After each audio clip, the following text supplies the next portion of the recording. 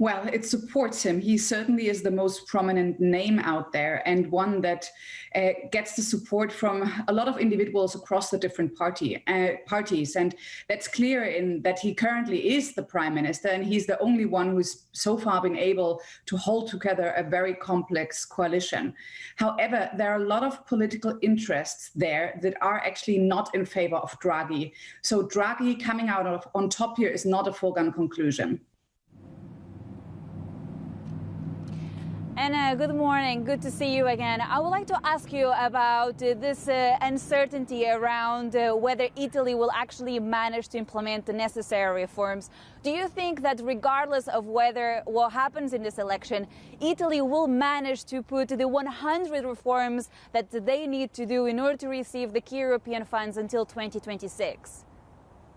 That's the key question. So indeed, there's a reason why Draghi wants to move out of his position as prime minister and to become president. And of course, he hasn't said it that clearly, but he has been pretty explicit about his intention that he wants to move posts. And one of the reasons is that he doesn't want to be bogged down by the actual political bickering that is about to start, because we're heading into elections in Italy, no matter what happens now in 2023. And that means that now is the time for things to get really political.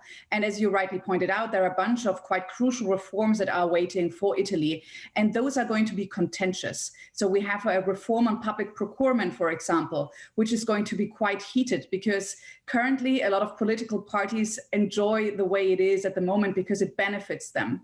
We're going to have reforms on fiscal issues. We're going to have reforms on competitive issues. We're going to have some reforms on salaries for teachers. So all of these are going to be quite hotly debated. And Draghi has still the best chance to pushing these reforms through, simply because he is such a strong leader and such a well-regarded leader. But Draghi in or Draghi out, it's going to be an intense period of political bickering for Italy, whoever sits in the palace and whoever is the prime minister.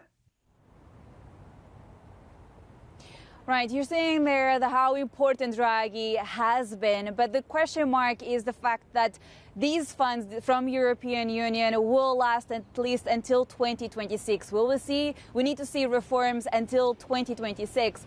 So regardless of what happens in this presidential election, can Italy actually put those reforms into place, given that we have that parliamentary election in 2023 as well?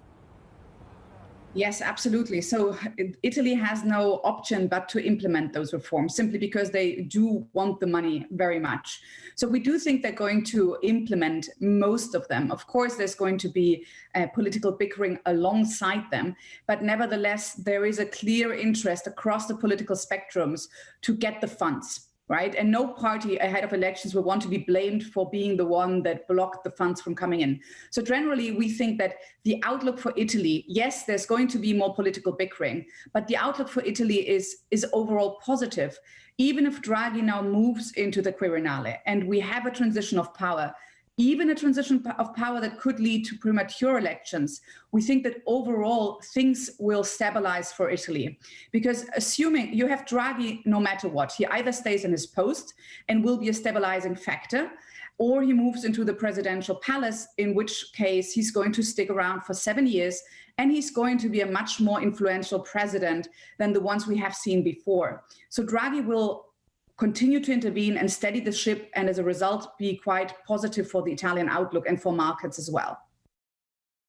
Hi, I'm Joanna Bersecci, and thank you for watching. You can check out more of our videos by clicking on the boxes on the screen. And don't forget to subscribe to our channel for more from CNBC International. Thank you for watching.